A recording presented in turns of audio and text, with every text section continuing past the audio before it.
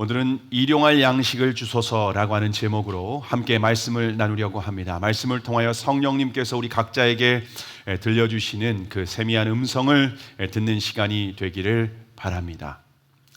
여러분, 기도에는 순서가 있습니다. 기도에는 순서가 있는데요, 우리가 먼저 기도해야 될 것과 나중에 기도해야 될 것이 있습니다. 먼저 기도해야 될 것은 하나님의 영광입니다. 그리고 나중에 기도해야 될 것은 우리를 위한, 우리의 필요를 위한 기도입니다. 자, 그러면 왜 기도에서 순서가 중요할까요? 왜 순서가 중요할까요? 제가 시골에 부모님의 집을 지어본 적이 있는데요, 여러분, 집을 지으려면 가장 먼저 뭐가 필요하죠? 설계도가 필요하지 않습니까? 계집이라든가 아주 작은 집을 짓는 것만 몰라도 우리가 사람이 살 집을 그래도 안정적으로 지으려면은 구체적인 설계 도안이 나와야만 합니다. 그래서 제일 친한 친구가 건축 설계를 하는 친구가 있어서 부탁을 했습니다. 그러니까 아주 근사하게 설계도를 만들어 줬습니다. 그리고 제가 사역하던 교회에 전원주택을 전문적으로 짓는 집사님이 계셔서 부탁을 드렸습니다. 그래서 그 집사님이 흔쾌히 건축을 맡아서 하시겠다고 말씀을 하셨습니다. 그래서 군청에 건축 허가서를 승인을 받기 위해서 서류 접수를 했는데, 저희가 건축을 하려고 하는 저희 그 장소, 원래 저희 할머니 할아버지 집이 있는 그 자리였거든요. 그 자리에 저희가 건축을 진행하는 거였는데, 그때 이제 신청을 접수를 했더니 그 지역이 문화재 유전 지역으로 묶여 있다는 겁니다. 저희가 알지도 못하는데 그 동네에 어떤 문화재가 있다는 거예요. 동네 사람들 아무도 거의 알지 못합니다. 그렇기 때문에 그 근방에 있는 그 지역에 건축을 하려면 고고학자가 거기에 문화재가 발견되지 않았다라고 하는 확인서를 제출해야만 건축 승인이 난다는 겁니다. 그런데 건축 설계 사무소에서도 그런 곳에 건축 승인을 받아본 적이 없는 거예요. 그래서 어찌할 줄 몰라서 제가 여기저기 인터넷으로 수소문하다가 청주에 있는 고고학자가 있다라는 것을 알게 됐고, 그 고고학자를 초청해서 포크레인을 부르고 고고학자가 지정하는 곳에 여기저기 이렇게 팠는데 유물이 문화재가 발굴되지 않았다고 해서 확인서를 받아서 제출을 하니까 그제서야 이제 며칠 있다가 건축 승인 허가서가 나오게 되었습니다. 그리고 이제 본격적인 공사가 시작되었는데, 건축을 시작할 때 그냥 곧바로 이렇게 건물 외벽이라든가 세우고 지붕을 세우는 게 아니라 기초 공사를 시작하더라고요. 밑에 보니까 상수도와 하수도, 또 정화조, 이런 기초 공사를 밑에다 다 땅을 파서 심고, 또 바닥에 튼튼하게 집이 흔들리지 않도록 기초공사를 하고 또 골조를 세우는 그런 과정을 지켜봤습니다. 그렇게 기초공사를 튼튼히 해야 되는 이유가 바람과 태풍이 불어닥칠 때에 흔들리지 않는 견고한 집을 세우려면 이처럼 기초공사가 너무나도 중요한 것을 제가 집을 건축하면서 제가 알게 되었습니다. 그리고 나서 이제 벽돌을 붙이고 내부 인테리어와 지붕까지 마감하는 과정을 경험했는데요, 보이지 않는, 땅 속에 보이지 않는 기초공사, 그리고 설계도, 그리고 승인 허가서가 얼마나 중요한지 그것을 하니까 실제로는 나머지는 이미 다 건축을 한 것처럼 그렇게 느껴졌고요. 실제로 그 이후의 과정은 건축이 너무 신속하게 빠르게 진행되는 것을 경험을 했습니다. 여러분, 기도를 우리가 건축으로 한번 생각해 보시기를 바랍니다. 하나님의 영광을 위한 기도는 건물의 설계도와 같습니다. 그리고 건물의 승인 허가서와 기초공사와 같은 기도라고 이해하면 됩니다. 여러분, 이렇게 우리가 기도할 때 먼저 기도해야 될 것이 있다는 겁니다. 먼저 설계도와 그리고 또 승인 허가서와 기초공사와 골조를 튼튼하게 해야만이 우리가 건물을 세울 수 있는 것처럼 우리가 하나님의 영광을 위한 기도, 하나님의 영광을 위한 기도가 무엇입니까? 이름이 거룩히 여김을 받으시오며 나라의 임하옵시며 뜻이 하늘에서 이루어진 것 같이 땅에서도 이루어지이다라고 하는 이 기도를 통하여서 이 건물의 기초를 튼튼히 세우는 그런 기도를 해야만 한다라고 하는 겁니다. 그리고 나서 건물의 외벽과 내부 인테리어와 우리가 지붕 공사를 해야 건물이 튼튼한 것처럼 우리가 그 이후에 하나님의 영광을 위한 기도를 했다면 그 이후에 우리의 필요를 위한 기도를 그제서야 할 수 있다라고 하는 겁니다. 만약 그렇지 않으면은요, 여러분, 하나님의 영광을 위한 기도, 그리고 또 설계도, 승인 허가서, 또 이렇게 기초공사가 안 된다면은요, 여러분, 설계도 없는, 승인 허가서가 없는 건물은요, 무허가 건물입니다. 무허가 건물입니다. 그리고 아무리 외벽과 내부에 아무리 아름다운 그런 장식품으로 조명과 모든 것들을 설치한다 할지라도요, 기초공사가 튼튼하지 않으면은요, 바람과 태풍이 불어닥칠 때 무너져 내립니다. 부실공사가 됩니다. 무허가 건물과 부실공사가 될 수 있다는 겁니다. 이번에 양양의 낙산해수욕장 근처에서 지난 주간에 보니까 대형 싱크홀이 발생하면서 건물이 붕괴되는 사고가 발생하지 않았습니까? 여러분, 기초가 부실하면은요, 그렇게 순식간에 무너져 내릴 수 있는 겁니다. 마찬가지로 기도에 있어서도 우리가 기초 공사가 중요하다는 겁니다. 먼저 기도해야 될 것이 있다는 겁니다. 우리가 먼저 기도해야 될 것은 우리의 근본적인 필요를 위해서 기도하는 것입니다. 그러한 기도를 할 때 우리의 영혼이, 우리의 삶이, 우리의 모든 믿음이 든든하게 무너지지 않고 흔들리지 않는 반석 위에 세워진 믿음이 되는 줄을 믿으시기를 바랍니다. 그래서 기도의 이처럼 순서가 중요하다라고 하는 겁니다. 지난 3번에 걸쳐서 하나님의 영광을 위한 기도를 우리가 살펴봤는데, 이제 오늘부터는요, 우리를 위한, 우리의 필요를 위한 3가지 기도에 대해서 앞으로 살펴보려고 합니다. 우리를 위한 첫 번째 기도는요, 오늘날 우리에게 일용할 양식을 주옵시고 라고 하는 기도입니다. 여기에서 일용할 양식은 우리의 육신에 필요한 양식을 의미합니다. 근데 이 일용할 양식은 우리가 먹고 살아가는 데 필요한 양식뿐만 아니라 우리의 삶에 필요한 모든 것이 포함된 기도입니다. 우리가 육신을 입고 살아가려면요, 음식도 필요하지만 그 외에도, 그 밖에도 필요한 것들이 너무나도 많이 있습니다. 기본적으로 의식주가 필요하죠. 뿐만 아니라 공부하는 학생에게는요, 지혜가 있어야 됩니다. 지혜와 총명이 있어야 학습을 잘 따라갈 수 있고, 또 학비와 학용품도 필요합니다. 학교를 졸업한 이후에는 직장도 필요하지 않습니까? 우리가 이 세상을 살아가려면 직장도 필요하고, 또 감당하려면 능력도 필요합니다. 또 우리가 일을 하고 회사를 다니려면요, 자동차도 필요하고 그 외에 다양한 것들도 필요합니다. 결혼을 해서 가정을 이루려면요, 집도 필요하고 자녀 양육할 수 있는 지혜와 건강도 필요합니다. 일용할 양식에는 이 모든 것이 포함되어 있습니다. 제가 2002년도에 신학교를 휴학하고 난 후에 이스라엘을 갔다 와서 시간이 좀 남아서 이스라엘 선교회에서 간사로 좀 사역한 적이 있는데요.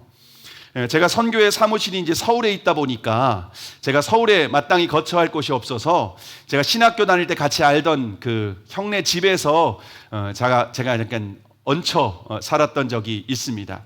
근데 그 당시에 제가 신고 다니던 신발은 정장용 구두였습니다. 근데 저는 정장을 입을 필요는 없고 매일 청바지를 입고 캐주얼복을 입고 출퇴근을 이스라엘 사무실에, 선교회 사무실에 출퇴근을 하고 있을 때였는데요. 같이 살던 형은 회사에 출근하는 형이었습니다. 근데 그 형은 정장을 입고 출근하는데 신사용 구두가 없고 캐주얼 구두만 있는 겁니다. 그래서 우리 신발 서로 바꿔 신자. 그래서 제가 그 형의 신발을 신고 그 형이 저의 신발을 신고 다니게 되었습니다. 그다음에 이제 구정 연휴가 되어서 시골집에 내려오길 일이 있었는데요. 제가 서울서 이제 기차를 타고 대전에 내려왔는데, 저희 이제 시골로 들어가는 또 기차를 또 갈아타기 위해서 대전역 대합실에서 잠시 기다리고 있었습니다. 근데 대합실에서 기다리다가 제 신발을 봤는데 제 신고 있는 신발이 그 형 신발이었던 거예요. 캐주얼용 이제 구두였는데, 그걸 보면서 제가 갑자기 이런 마음이 드는 거예요. 나도 이런 신발이 있으면 좋겠는데. 그래서 기도를 했습니다. 눈을 뜨고 신발을 바라보면서 이렇게 기도했습니다. 하나님이 제 아버지이시잖아요. 근데 저에게 이런 신발 하나 주셨으면 좋겠어요. 그렇게 그냥 툭 던지듯이 내뱉는 말이었습니다. 그리고 곧바로 저희 시골로 가는 비둘기 열차가 도착을 해서 그 차를 타고 저희 이원으로 도착을 했습니다. 그리고 이제 집에 갔는데 아무도 안 계신 거예요. 아무도 안 계셔서 집에 이제 있는데 한 30분 후에 아버지께서 농협의 이사였기 때문에 농협에 이제 회의를 마치고 돌아오신 겁니다. 근데 돌아오시면서 이제 저희가 이제 서울에 있다가 오랜만에 내려왔으니까 어떻게 잘 지내냐, 뭐 잘 먹고 사냐 이렇게 물으시고 하는데 손에 봉투를 하나 들고 있는 거예요. 봉투를 하나 들고 있는데 그러시면서 야, 이거 너 필요한 데 있으면 써라 라고 하면서 딱 주셨는데 금강제화 상품권 5만 원짜리가 그 안에 담겨져 있는 겁니다. 그래서 근데 뭐 5만 원으로 구두를 살 수 있지 않잖아요. 그 당시에도 벌써 뭐 2003년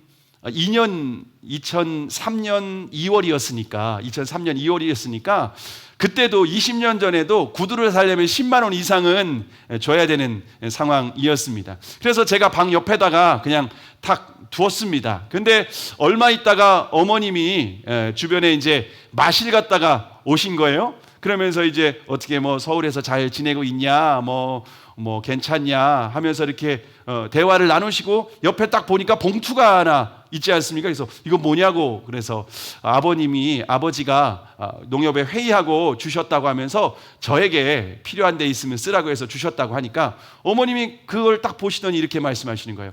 야, 나한테 10만 원짜리가 하나 또 들어온 게 있는데 너 그거 같이 보태서 너 필요한 데 있으면 써, 그러는 거예요. 그런데 이제 같은 상품권이어야 되잖아요. 왜냐하면 5만 원 상품권과 그 10만 원 상품권이 있다고 하면서 주시는데 같은 상품권이었는데 똑같이 금강제화 상품권이었습니다. 그래서 15만 원이 있어서 제가 구두를 사서 제가 캐주얼 구두를 사서 신었던 적이 있습니다. 3시간 만에 하나님께서 저에게 응답하신 기도였습니다. 여러분, 하나님께서는 우리에게 필요한 것, 의식주의 삶에서 필요한 것들을 하나님께서는 우리에게 이처럼 공급해 주시는 것을 제가 구체적으로 경험하게 되었습니다.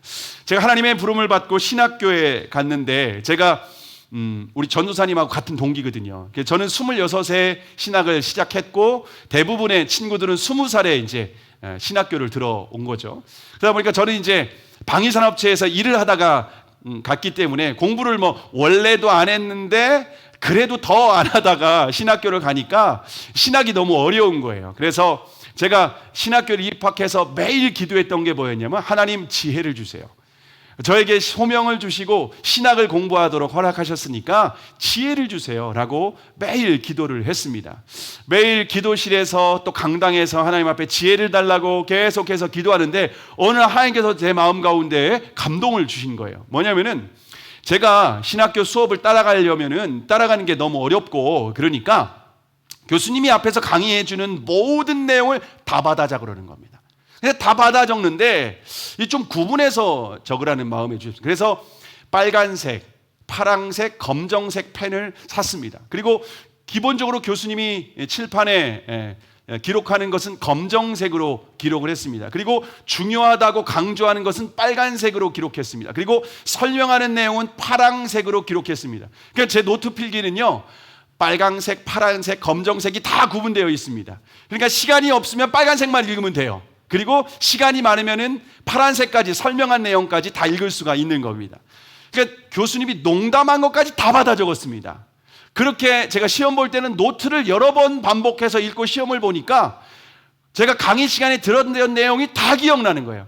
그래서 답안지를 쓸 때 교수님이 말했던 농담까지 답안지에 다 받아 적었습니다. 그러니까 어떻게 될까요?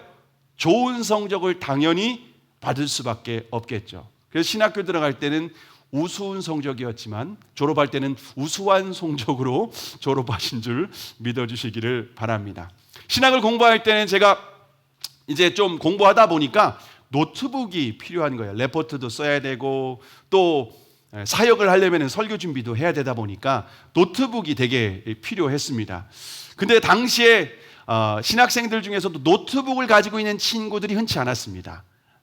20년 전에, 요즘은 노트북이 굉장히 흔하지 않아요? 흔하지 않습니까? 근데 그 당시에는 노트북이 흔하지 않았어요. 그러다 보니까 하나님께 기도했습니다. 하나님, 좀 노트북이 있었으면 좋겠습니다 라고 했는데, 그다음 이제 며칠 지나지 않아서 저하고 같이 공부하던 그 집사님 중에 나이가 이제 60이 넘어서 신학교를 들어오신 분이 계셨는데요. 제가 26에 들어갔지만은 제 얼굴이 노안이었습니다. 그래서 20대 중반이었는데 30대 후반, 40대 초반으로 저를 보는 거예요. 그러면서 예수님을 사랑하는 40대 모임에서 예사모라고 있는 모임에 저를 끼워줬습니다. 얼굴이 노안이라서, 얼굴값은 40이라서 저를 그 모임에 끼워줬다 보니까 제가 나이 드신 분들하고 같이 신학교 때 가까이 지냈는데, 그중에 60이 넘으신 한 집사님이 계셨는데, 그분은 신학교에 왔는데 뭐 벤츠를 타고 다니셔요. 근데 벌써 포스가 몸이 뭐 이렇고, 얼굴을 딱 보면은 왕년에 조폭이셨겠구나, 이게 딱 견적이 나오는 그런 분이셨습니다. 그래서 그분하고 가깝게 지냈는데, 그분이 어느 날 친구가 미국에 사는 친구가 한국에 잠깐 왔는데 자기를 보려고 대전에 내려왔다는 겁니다. 그래서 함께 밥을 먹으러 가자는 겁니다. 그래서 만났는데 얼굴이 되게 미인이시더라고요. 그러면서 저는 누군지 잘 모르겠는데 영화배우 나오미 씨라고 그러더라고요.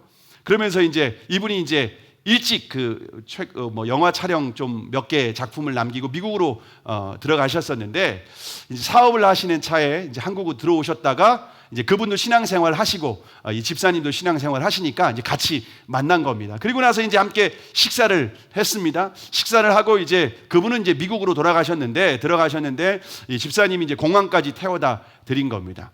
근데 그분이 공항까지 태워다 드리고 오시면서 가방을 하나 가지고 온 거예요. 그러면서 저한테 이렇게 내 친구 나오미가 너 이거 주란다. 자기한테 필요한 것보다 저한테 필요한 것 같다라고 하면서 저한테 선물로 전해주라고 했다는 거예요. 근데 딱 가방을 열었는데 IBM 노트북, 그 당시에 싱크패드 미니, 굉장히 최신형 컴퓨터였는데, 그분이 사서 미국으로 가져가려고 했는데 저한테 선물로 주고 간 거였습니다. 그래서 제가 신학교 다닐 때 그 노트북으로 설교 준비도 열심히 하고 또 레포트도 열심히 썼던 기억이 있습니다. 신학교 졸업반 때는 제가 자동차가 필요했습니다. 앞으로 사역을 하고 또 그 당시에 제가 교제하는 자매가 없어서 데이트하려면 차가 필요하지 않을까라고 생각을 했습니다. 그런데 며칠 후에 제가 같이, 그분도 40대였어요. 그분도 40대 형님이었는데, 그분이 이제 새 차를 구입했다고 하시면서 저에게 차를 선물해 주시는 겁니다. 그러면서 이 차 타면서 너도 결혼도 하고 사역도 해라 라고 하면서 저한테 선물해 줬는데, 그 차는 빨간색 스포츠카였습니다. 그리고 그 뒤에는 BMW 마크가 붙어 있었습니다. 근데 실제 BMW는 아니고 스쿠프였습니다. 스쿠프 아시나요? 세계에서 가장 느린 스포츠카, 가장 기름을 많이 먹는 스포츠카. 근데 그 스포츠카를 제가 받아서 이제 타고 다녔죠. 그리고 나서 얼마 지나지 않아서 저희 교회 한 자매가 등록을 했는데 제가 제 이상형이었습니다. 그래서 쫓아다녀서 결혼한 제 아내가 그 얼마 후에 저희 교회에 등록을 했습니다. 그 차를 타고 다니면서 제가 이 자매를 꼬시기 위해서 매일 아침 출근을 시켜주고 퇴근할 때도 회사 앞에서 기다렸다가 퇴근을 시켜주고 하면서 마음을 얻어서 제 결혼에 꼴이 나게 되었습니다. 그리고 얼마 있다가 신학교 4학년 12월 달 졸업반 이제 몇 달 안 남겨둔 시점에서 제가 이제 사역을 나가게 되었습니다. 전도사 사역을 시작을 하게 되었는데, 그 차를 타고 다니면서 진짜 제가 결혼도 하고 사역을 시작하게 된 겁니다. 근데 그 차를 타고 이제 결혼도 하고 이제 사역을 시작했는데, 얼마 안 있다가 제가 집 앞에서 교통사고가 난 거예요. 교통사고가 났는데 뭐 심하게 난 건 아니에요. 근데 차가 워낙에 오래된 차다 보니까 수리비보다 차값보다 수리비가 더 나온 거예요. 그래서 어쩔 수 없이 폐차를 하게 되었습니다. 폐차를 하고 난 뒤에 아내에게 제가 이렇게 말했습니다. 하나님이 더 좋은 차 주시려나 보다. 제가 그렇게 얘기를 했습니다. 왜냐하면 저에게 사역을 하려면 차가 필요하지 않습니까? 그런데 얼마 지나지 않아서 그 교회 한 집사님에게 전화가 온 거예요. 전화가 와서 전도사님 금요일 날이었는데 오늘 그 올라오시면은 어디로 올라오시라고, 어디로 택시 타고 오시라고 라고 하면서 그분이 어디 주소를 알려주셨습니다. 그래서 그 택시를 타고 이제 말씀하신 장소로 갔는데 한 차를 차 앞에 있고 그 집사님이 계신 거예요. 그러면서 제가 기도하는데 전사님한테 이 차를 사주라고 하는 감동을 받았다고 하면서 차를 주시는 거예요. 그때 제가 파트 전도사였거든요. 파트 전도사하고 뭐 교회 뭐 이렇게 그런 일들이 흔치 않은 일이다 보니까 제가 어떻게 그래도 이걸 받을 수 있냐고 막 이제 사양을 했는데 제가 꼭 이것을 이렇게 좀 드렸으면 좋겠다고 그러면서 우리 아들을 잘 부탁한다고 말씀하셨는데 우리 오재현 어머니 오늘 오셨는데 이수경 집사님이 그때 차를 저한테 선물을 해 주셨던 분이십니다. 그래서 제가 그 차 타고 열심히 사역을 카렌스 1191 지금도 차 번호가 기억이 납니다. 제가 하나님께 소명받은 목회자로 소명받은 날이 11월 19일이었거든요. 근데 차 번호가 1191이었어요. 그래서 비슷하다 보니까 제가 차 번호도 지금까지 잊지 않고 있는데 그래서 그 차를 타고 제가 사역을 너무나도 잘 할 수가 있었습니다. 이제 결혼한 이후에는요, 목회자이기 때문에 이사를 많이 가지 않습니까? 이사할 때마다 기도를 하는 겁니다. 하나님, 이제 이사를 가야 되는데 우리가 더 좋은 집으로 하나님이 예비하신 집으로 갈 수 있도록 좀 은혜를 달라고 기도를 하는 겁니다. 제가 처음 신혼 생활을 했던 집은 1.5룸이었어요. 그런데 이제 예인이가 태어나고 아이가 태어나다 보니까 좀 더 넓은 집으로 이제 이사를 해야 되는 상황이었습니다. 그래서 근데 이제 그때 당시에 아내가 꼭 이사 가고 싶은 그 집이 있었습니다. 교회 옆에 있는 리버빌이라고 하는 아파트였습니다. 리버빌이라고 하는 아파트였는데 문제는 그 집이 안 나오는 거예요. 그래서 한 달 전부터 부동산에 교회 주변에 5개의 부동산에 제가 부탁을 드렸습니다. 그래서 여기 나오면 꼭 좀 연락 좀 달라고 부탁을 했는데 한 달 반 동안 연락이 안 오는 거예요. 한 달 반 동안. 근데 이제 저희 집 그 주인이 나간다고 말씀을 드렸기 때문에 이제 여기 들어올 사람이 이미 또 결정됐다는 거예요. 빨리 나가달라고. 언제까지 나가달라고 하는 거예요. 들어갈 집은 없고 집주인은 나가달라고. 그러니까 마음이 조급해진 거죠. 그래서 그날이 이제 월요일이었는데 이제 5개 부동산에 부탁을 했는데도 없으니까 그냥 월요일 날 아내하고 또 한 부동산을 찾아갔습니다. 그리고 거기에 소망부동산이라고 하는 곳이었거든요. 그래서 들어가서 이제 리버빌에 집이 있으면은 꼭 좀 연락 좀 달라고 부탁을 하니까 거기가 몇 개월 동안 집이 안 나온다는 거예요. 그러니까 거의 쉽지 않을 거라고. 그러니까는 다른 집 소개해 줄 테니까 조금 다른 데 좀 다니라고. 근데 바로 옆으로 가려고 했던 게 아내가 이제 그 유모차를 타고 교회를 그냥 왔다 갔다 하려고 하다 보니까 그 집이 좀 꼭 들어갔으면 좋겠다는 거예요. 그래서 저는 이제 마음이 접었죠. 한 달 반 기다렸고 5개 부동산에서 기다렸는데 안 나왔으면 앞으로 나올 가능성이 없다. 근데 이제 아내에게는 한번 액션을 취해야 되니까 내가 노력했다. 이거 그래도 이런 말을 할 수 있으니까 그렇게 최선을 다했다라는 말을 하기 위해서 그렇게 얘기한 겁니다. 그리고 이제 그날 월요일 날 저녁에 이제 가정 예배를 드리면서 아내한테 얘기를 했습니다. 여보, 집이 없으니까 우리가 빨리 포기하고 다른 집 알아보자라고 하고 그래도 그날 우리가 기도했던 제목은 마태복음 7장 7절의 말씀 구하고 찾고 두드리면 하나님께서 응답하신다. 이 말씀을 그래도 기도를 했었던 겁니다. 그 말씀을 붙들고 기도를 하고 나서 끝나고 나서 제가 이렇게 했습니다. 여보, 더 좋은 집으로 하나님이 우리를 예비해 주실 거니까 일단 포기하고 다른 집을 알아보자라고 했는데 아내가 그래도 그 집을 들어가고 싶다는 거예요. 그래도 그 집을 들어가고 싶다고 해서 이제 속으로 그랬죠. 야, 꿈 깨라, 꿈 깨. 그 집 안 나온다고 라고 하는 마음으로 제가 화요일 날 대학원 수업이 있어서 이제 대전으로 내려갔습니다. 대전으로 딱 내려갔는데 소망 부동산에서 화요일 날 오전에 전화가 온 거예요. 전화가 와가지고서 전화를 딱 받았더니 거기에서 이렇게 말하는 겁니다. 오늘 아침에 리버빌에 사는 사람이 출근하면서 들렸는데 급하게 지방으로 발령나서 빨리 이사를 가야 된다고. 근데 어제 말씀을 드려서 제가 생각나서 바로 전화했다고. 그러면서 전화가 온 겁니다. 그래서 우리가 들어가겠다고 해서 계약해서 들어갔던 적이 있습니다. 여러분, 하나님은요, 제가 믿음이 없었지만 하나님께서 제가 이사 갈 곳을 하나하나 미리 다 아시고 친히 인도하시고 저에게 응답해 주셨습니다. 여러분, 그 외에도 하나님께서는요, 제가 이사할 때마다 놀라운 기적과 은혜로 함께 하시는 그런 간증들이 얼마나 많이 있는지 모릅니다. 여러분, 그 외에도 하나님께서는요, 때를 따라서 우리에게 일용할 양식을 공급해 주시는 아버지이신 줄을 믿으시기를 바랍니다. 자, 그런데 일용할 양식에는요, 육신의 양식뿐만 아니라 육체의 건강도 포함되어 있습니다. 육체의 건강도 포함되어 있습니다. 몇 주 전에 저희 교회뿐이 아닌데 이제 타 교회 다니는 집사님이 얼굴에 아토피가 너무 심하다는 거예요. 아토피가 너무 심해서 좀 저한테 좀 기도를 받고 싶다는 그런 말씀을 다른 분을 통해서 저희가 이제 전달을 받았습니다.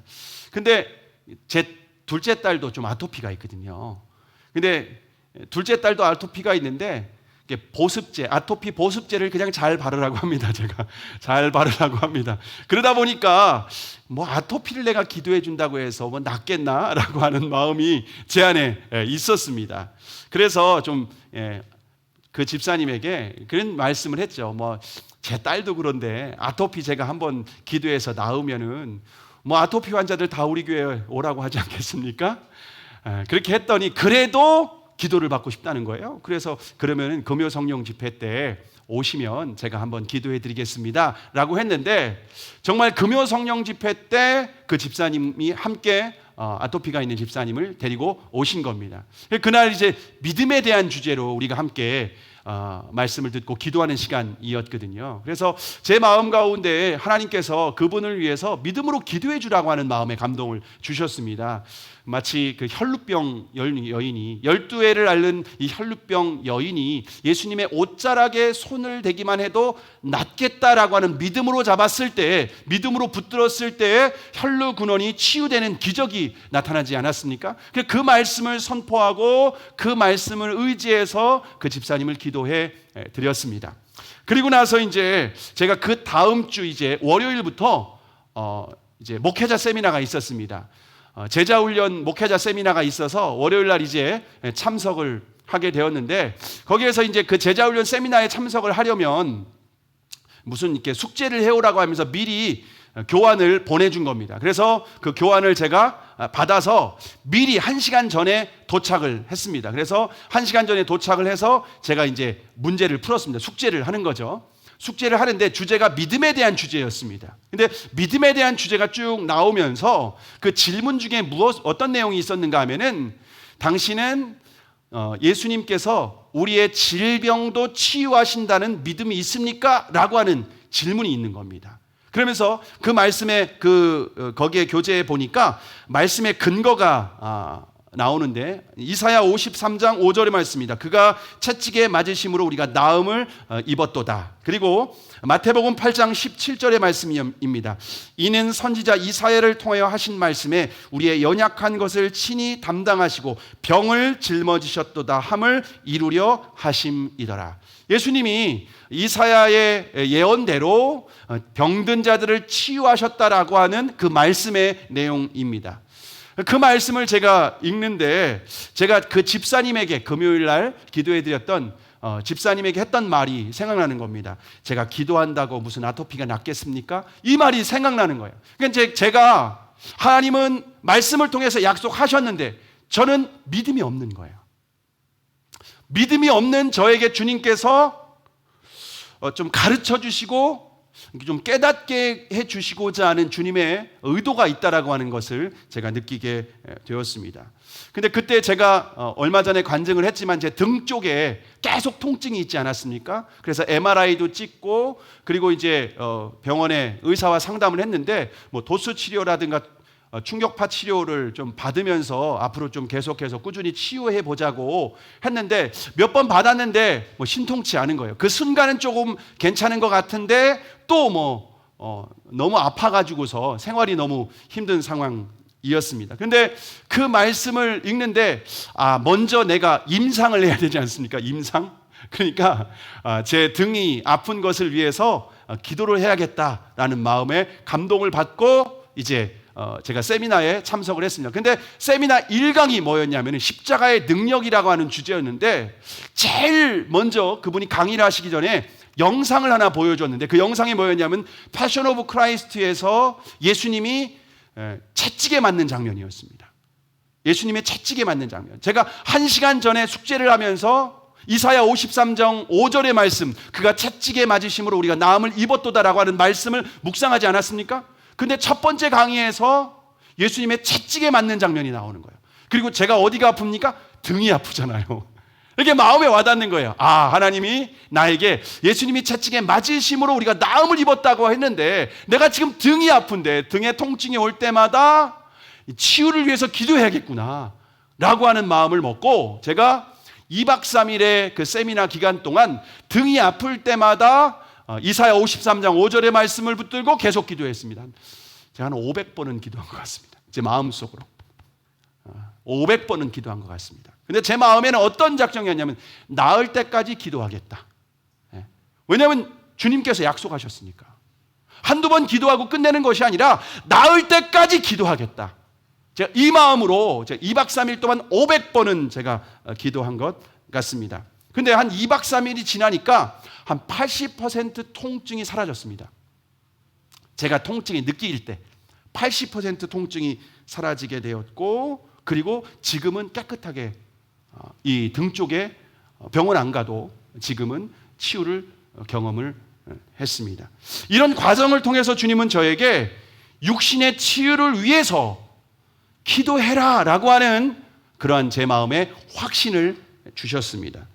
근데 이제 지난주에 제 딸이 지난주에 뭘 잘못 먹었는지는 모르겠는데 지난주에 애가 둘째 딸이 서인이가 온몸에 막 두드러기 같은 게 막 일어나는 거예요. 뭐 앞쪽 배, 등 쪽, 허벅지, 다리까지 다 뭔가 이렇게 두드러기가 다 올라온 거예요. 근데 밤 10시 반이었습니다. 물론 애가 1시간 전부터 막 올라와서 몸에 샤워를 했습니다.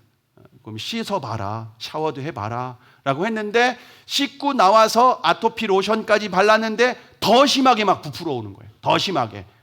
그러면서 저한테 10시 반쯤에 아빠 너무 간지럽고 너무 힘들어 라고 하면서 옷을 딱 벗겼는데 뭐 막 굉장히 심하게 온몸이 막 두드러기 발진이 올라온 겁니다. 너무 깜짝 제가 놀라가지고서 그때 이제 우리 첫째가 보고 야, 너 내일 아침까지 이러면은 바로 병원 가야 돼. 너 이거 아무리 생각해도 조금 너무 심하다라고 하는 겁니다. 근데 이제 10시 반이니까 그 다음 날을 이제 기다려야 되는 상황 아니었습니까? 근데 이제 제가 갑자기 치유를 위해서 기도해야겠다라는 마음에 감동을 받은 겁니다. 그래서 얘는 지금 팬티만 입고 있는 상황입니다. 온몸에 너무 심하니까. 그래서 이제 거실에서 아내는 이제 방에서 누워 있었고 저는 이제 거실에서 아이의 머리에 손을 얹고 이제 아토피가 온몸에 두더기가 난 것을 보면서 머리에 손을 얹고 기도를 했습니다. 한 3분 정도 기도했습니다.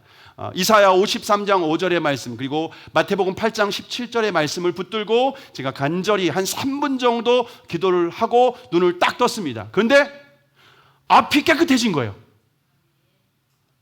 그거를 얘 딸도 놀라고 저도 놀란 거예요. 너무 그래서 얘가 딱 보면 아빠 3분 만에 어떻게 이럴 수 있어 하는 거예요. 제 딸이 3분 정말 3분 만에 아토피가 사라진 거예요. 그런데 등 쪽은 한 80%는 사라지고 한 20%는 남아있더라고요. 그래서 너무 깜짝 놀란 거예요. 그러면서 얘가 막 눈물을 막 글썽이는 거예요. 아빠, 지금 시간에 하나님께 기도하는 사람들이 정말 많이 있을 텐데 하나님이 어떻게 내 기도에 이렇게 귀를 기울이시고 응답하실 수 있어 하면서 막 애가 너무 감동을 받은 거예요. 그러면서 방에서 이미 10시 반이니까 이미 잠들어 있는 엄마에게 막 엄마 막 하면서 자기가 이렇게 나왔다고. 그리고 방에 가 있는 언니에게 좀 전에 확인했잖아요. 그러니까 언니 그러면서 보라고, 확인해 보라고, 하나님이 기도에 응답하셨다고. 여러분, 일용할 양식을 구하라라고 하는 기도 안에는 우리의 육신의 연약함을 붙들고 치유하라고 하는 기도가 여기에 포함되어 있다라고 하는 겁니다. 여러분, 저희가 한두 번 기도하고 끝내지 포기하지 마시기 바랍니다. 여러분의 육신의 연약함이 있습니까? 어떤 질병이 있습니까? 어떤 고통이 있습니까? 여러분, 주님 앞에 나아가서 기도하실 수 있기를 바랍니다. 하나님은 우리의 영혼만 구원하시는 분이 아니라 육신도 치유하시는 분이십니다. 예수님은 육신을 입고 십자가에서 죽으심으로 우리의 죄를 대속하셨습니다. 그리고 부활하실 때도 신령한 몸을 가지고 부활하셨습니다. 그래서 우리 기독교는 몸을 악하게 생각하지 않습니다. 몸은 하나님의 의의 도구로, 순종의 도구로 귀하게 쓰임받을 수 있습니다. 그리고 성령님이 우리 안에 임재하심으로 말미암아 우리가 거룩한 성전이 되었습니다. 그래서 우리의 육신의 연약함을, 육신의 치유를, 육신의 강건함을 위해서 기도하는 것은 성경적인 기도인 줄을 믿으시기를 바랍니다. 우리가 육신의 치유를 위해서 기도할 때 하나님은 어떤 의사의 손길이나 어떤 약을 통해서 치유하실 수도 있습니다. 왜냐하면 의술도 하나님의 일반 은총에 포함되어 있기 때문입니다. 좋은 의사를 만나고 좋은 약을 만나고 또 내 잘못된 습관을 또 깨닫고 고치게 하셔서 우리가 건강하게 하시는 이 모든 것들이 우리가 기도를 통하여서 하나님께 응답받을 수 있다는 겁니다. 근데 한두 번 기도하고 포기하지 않기를 바랍니다. 응답 될 때까지 계속해서 포기하지 말고 말씀을 붙들고 믿음으로 기도하실 때 하나님께서 저와 여러분의 삶 가운데 치유하시고 회복하시는 놀라운 기적으로 함께 하실 줄로 믿습니다. 자, 그런데 여러분, 우리가 일용할 양식을 구할 때 나에게 필요한 양식을 구하라고 하셨습니까? 그렇지 않고 우리에게 필요한 양식을 구하라고 말씀을 하고 있습니다. 개인의 필요를 넘어서 다른 사람의 필요를 위해서도 기도해야 된다라고 하는 것을 의미합니다. 그래서 우리가 일요일 양식을 위해서 기도할 때 하나님은 그 이상 주실 수가 있어요. 나만 먹고 살 것이 아니라 그 이상 우리에게 넘치도록 양식을 주실 수 있다는 겁니다. 그러면 1년치 혹은 10년치를 쌓아두라고 주신 것이 아닙니다. 그럴 때는 우리가 주변에 있는 어려운 이웃들 그리고 다른 사람들을 돌아보라고 하는 것입니다. 일용할 양식 안에는 가장 먼저 하나님의 것이 있습니다. 11조가 있다는 거예요. 여러분, 11조는 나의 것은 하나님께서 공급해 주셨다라고 하는 믿음의 고백입니다. 그래서 예수님을 주님으로 믿는 사람들에게 11조는 굉장히 중요합니다. 그런데 하나님의 것과 함께 다른 사람의 목도 주신다는 겁니다. 신명기 14장 28절에 보시면 매 3년 끝에 그의 소산의 10분의 1을 다 내어 내 성읍에 저축하여 너희 중에 분깃이나 기업이 없는 레위인과 내 성중에 우거하는 객과 및 고아와 가부들로 와서 먹어 배부르게 하라. 그리하면 내 하나님 여호와께서 너의 손으로 하는 범사에 내게 복을 주시리라. 여러분, 3년에 한 번씩은 10의 1조를 더 드리라는 겁니다. 그러면 그것으로 객과 고아, 과부와 같이 어려운 사람들에게 나누어주고 베풀라는 겁니다. 근데 3년에 한 번씩 드리는 것을 우리에게 적용하면은요, 30분의 1입니다. 월급의 30분의 1을 드리면 된다라고 하는 겁니다. 그러니까 우리 어떤 그 수입의 30분의 1은 따로 떼어서 어려운 사람들을 나누고 베풀고, 어떤 선교사님이라든가 또 어떤 어려운 도움이 필요한 사람들에게 나누고 베풀 때에 하나님께서 우리에게 범사의 복을 주시겠다, 그렇게 약속을 하고 계십니다. 그래서 우리가 매월 첫째 주에는 구제연금과 또 선교연금을 드리지 않습니까? 오늘 그래서 여러분들이 구제헌금과 선교헌금을 드리는 날인데요. 이게 성경적이라는 겁니다. 그런데 우리가 구제와 선교를 위해서 드릴 때 가난한 사람들에게 동정하듯이 생색내듯이 드리지 말라는 겁니다. 하나님께서 우리에게 다른 사람의 몫을 우리에게 잠시 맡겨둔 것입니다. 하나님께서 맡겨두신 것을 나누는 것입니다. 그래서 여러분, 그리스도인은 물질관이 청지기관이 있어야 됩니다. 나는 청지기다라는 생각이 있어야 됩니다. 여러분, 청지기가 누구입니까? 돈을 맡아서 관리하는 사람 아닙니까? 우리가 어디 주식이나 펀드를 할 때 돈을 맡기지 않습니까? 그러면 그 사람들이, 투자자들이 투자를 합니다. 그 사람들이 청지기인 거예요. 근데 그 사람이 돈을 잘 관리하면 어떻게 합니까? 더 맡기죠. 더 많은 돈을 맡기게 되는 거죠. 근데 그 돈을 잘 못 관리하면 어떻게 합니까? 회수하죠. 그렇게 하는 사람들이 청지기입니다. 마찬가지로 우리는 하나님의 것을 맡은 청지기라는 겁니다. 근데 우리가 물질을 잘 관리하면 어떻게 하실까요? 하나님이 더 많은 것을 맡기시겠죠. 근데 우리가 하나님께서 다른 사람의 목, 하나님의 목까지 다 맡겨주셨는데 우리가 다 먹으면 돈을 잘 못 관리하는 겁니다. 그러면 하나님은 회수하시는 겁니다. 여러분, 우리에게 일용할 양식을 구했는데 그 이상을 주셨으면은요, 나누고 섬기도록 우리에게 주신 재물이라는 겁니다. 작은 것에 충성하면 하나님께서는요, 더 많은 것을 우리에게 맡겨주시는 줄을 믿으시기를 바랍니다. 자, 그런데 왜 하나님은 일평생의 양식이 아니라 일용할 양식만 구하라고 하실까요? 하나님이 뭐 능력이 없습니까? 하나님이 야야 그거는 너무 부담스럽다 야 그럴 분이십니까? 여러분, 하나님은요, 우리에게 각자에게 한 번에 평생에, 아니 영원히 먹을 양식을 주실 수 있는 능력이 있습니다. 그런데 그렇게 하지 않아요. 왜 그러실까요?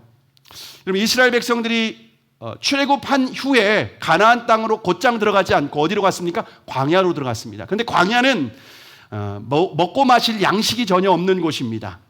그래서 하나님께서 이스라엘 백성들이 광야 40년 동안 먹고 살 수 있도록 매일 만나를 내려주셨습니다. 근데 만나를 내려주실 때 일주일치, 한 달, 1년치를 주신 것이 아니라 그날 일용할 양식만 공급해 주셨습니다. 근데 이스라엘 백성들은 매일 만나를 먹고 거두고 먹는 이 과정을 통하여서 하나님을 경험하게 되었습니다. 하나님이 나의 모든 필요를 채워주실 수 있는구나. 광야에서도 구름 기둥과 불 기둥으로 나를 보호하시는구나. 때가 되면 고기가 먹고 싶으면 메추라기도 보내주시는 거구나. 하나님은 목이 마를 때는 반석에서도 샘물이 나게 하시는 분이시구나 라는 것을 광야 40년 동안 매일 만나를 먹는 과정을 통해서 경험했습니다. 여러분, 그래서 이스라엘 백성들은 40년에 매일 만나를 거두어서 먹는 과정을 통하여서 하나님의 전능하심을 경험했습니다. 그 하나님의 전능하심을 경험하고 가나안 땅에 들어가서 군사훈련도 한 번도 받지 않았던 백성들이 하나님을 신뢰함으로 가나안 7 족속을 전쟁에서 승리하게 되었습니다. 여러분, 우리가 일용할 양식을 먹고 마시는 이 과정을 통하여서 하나님을 경험하는 겁니다. 하나님이 어떤 분이신지 아는 거예요. 하나님은 전능하시는 분이시구나. 하나님은 나를 사랑하시는 분이시구나. 하나님은 나에게 모든 필요에 세심하게 섬세하게 필요를 채워주시는 분이시구나 라고 하는 생명의 근원이신 것을 우리가 경험하는 거예요. 그렇게 하나님을 경험하는 사람들이 하나님의 사랑을 깨닫고 하나님의 전능하심을 깨닫고 하나님을 온전히 믿고 신뢰하며 그분의 말씀에 순종하고 동행하는 삶을 살아가게 되는 줄로 믿습니다. 일용할 양식을 통해서 우리의 믿음이 성장한다는 거예요. 저는 목회자였지만 하나님을 온전히 신뢰하지 못했습니다. 그래서 삶에 문제가 있으면 하나님보다 현실이 더 컸어요. 근데 그런 저에게 하나님께서 개척으로 부르셨습니다. 개척의 현실 앞에서 현실이 너무 크고 두려운 거예요. 그런데 하나님께서는 하나님만 의지하라고 하는 마음을 주셔서 이스라엘 백성들이 만나를 거두시 매일 새벽 하나님 앞에 나아가서 은혜를 구했습니다. 도움을 구했습니다. 필요를 구했습니다. 개인의 필요, 가정의 필요, 그리고 공동체, 우리 교회의 필요를 위해서 매일 새벽 기도했는데 구할 때마다 하나님은 놀라운 기적으로 저에게 응답하셨고 함께 하셨습니다. 그 과정을 통하여서 광야와 같은 저의 삶이 풍성해지는 것을 경험했습니다. 그리고 하나님의 전능하심, 하나님의 사랑, 또 하나님께서 얼마나 우리를 사랑하시고 피를 공급해 주시는지 구체적으로 내 뼛속 깊이 세포 하나, 우리의 감각을 통하여서 하나님이 가르쳐 주셨습니다. 그래서 이제는 두렵지 않습니다. 세상을 이기는 담대한 믿음이, 하나님이 나와 함께 하신다는 그 믿음이 저에게 있기 때문입니다. 어떻게 경험했다고요? 일용할 양식을 구하는 과정을 통하여서 하나님의 전능하심, 하나님의 사랑, 그분의 함께 하심을 경험할 수 있었습니다. 이것이 바로 우리에게 일용할 양식을 주옵소서라고 하는 기도에 담긴 의미입니다. 하나님은 사랑하는 자녀들을 절대 굶기지 않습니다.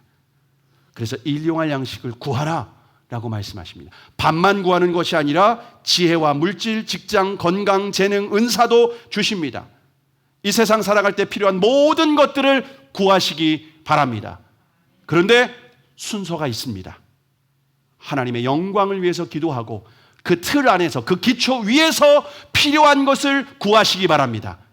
그럴 때 하나님께서는 우리의 모든 필요에 응답하시고 하나님의 전능하심과 하나님의 사랑과 하나님의 함께하심을 우리의 삶을 통하여서 날마다 경험하게 될 줄로 믿습니다.